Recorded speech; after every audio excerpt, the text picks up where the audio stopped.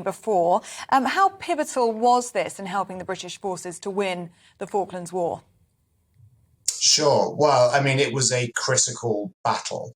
There's a lot of conversations that Goose Green wasn't strategically important to taking back the Falkland Islands, but what the battle did was built the morale of the British forces. It built the momentum generated, which propelled Britain onwards to the overall victory. And British troops maintained the initiative for the rest of the conflict and building the political and public will to win the war. So when we look back at it, it was a very, very critical early victory for Britain. And a very big decision made by Margaret Thatcher at the time to actually engage in what became a war, because it was almost a war that happened in slow motion. It took a long time to get our military together and to get them there, didn't it? Well, I mean, the Falkland Islands are a very, very long way, and there was a lot of work done to prepare the forces logistically, in terms of training, in terms of getting the right ships and the equipment down to the Falkland Islands. Takes a very, very long time. They had to stop at Ascension Island halfway in the middle of the Atlantic to change around the equipment and the machines to be prepared for what they were going to face. So it was an interesting conflict because it was very different than been done for a long time, and understanding that logistic challenge of going from the UK to the South Atlantic is very, very hard for people to understand.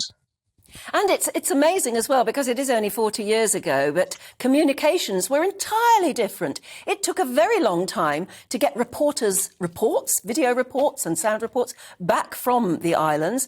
It took a very long time for us to know what exactly was going on day to day, didn't it? Well, yes and no. I mean, in terms of the way we look at it now, it's very, very slow because we can't have people on iPhones recording live and beaming it straight back to our own devices.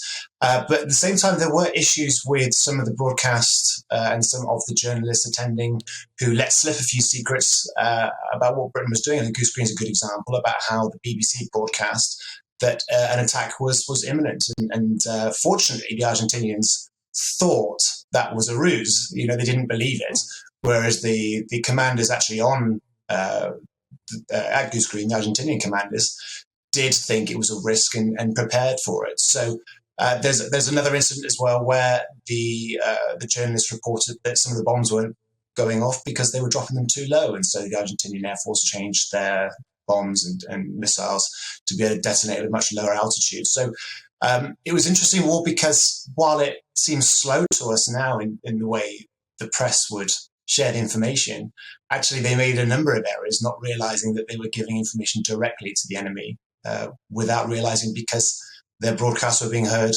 within minutes.